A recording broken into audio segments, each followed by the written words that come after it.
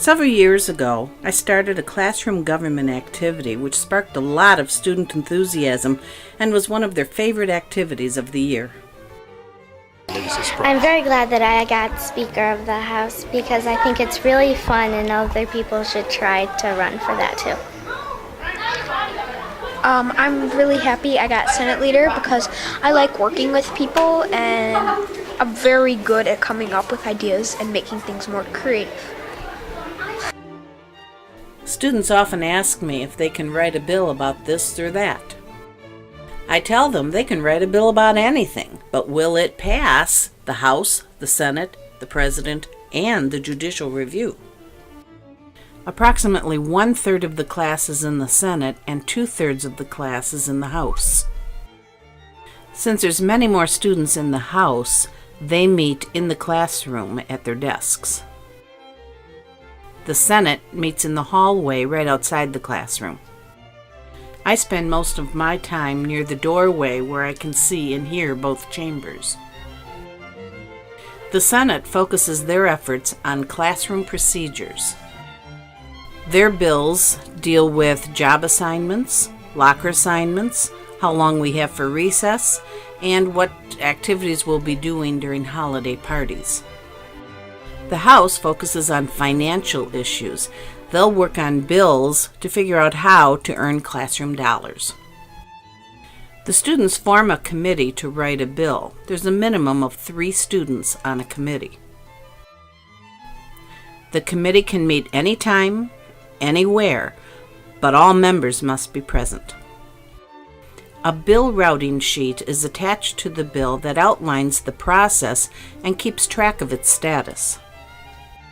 Early in the year, students tend to be vague in their bill descriptions. However, many times they're surprised by unexpected interpretations by the teacher, adhering to what was written rather than what was intended.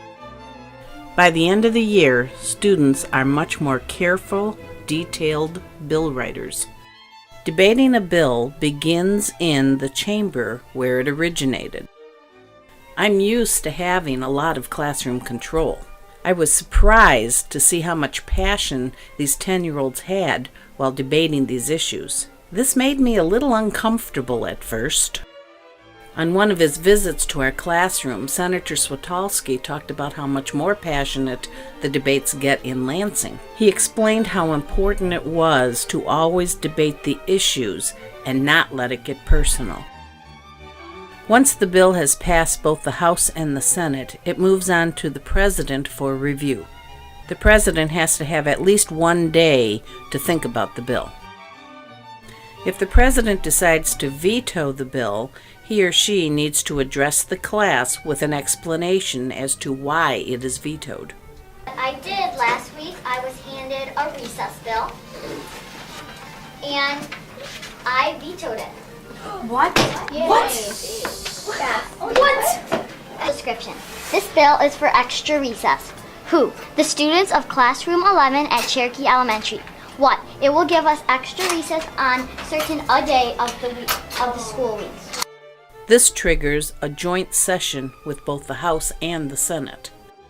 In order to override the President's veto, they have to have a 2/3 supermajority vote. The judicial branch is taken care of by the teacher so she can exercise control of things happening in the classroom. The Chief Justice has to have the bill for at least 1 day to give it a judicial review. The judicial review looks to see that there are no conflicts with school or district rules and that the bill does not hurt the student's education. All completed bills are posted on the bulletin board and on our classroom website. Students are surprised at how slow the lawmaking process is, but that is part of the lesson.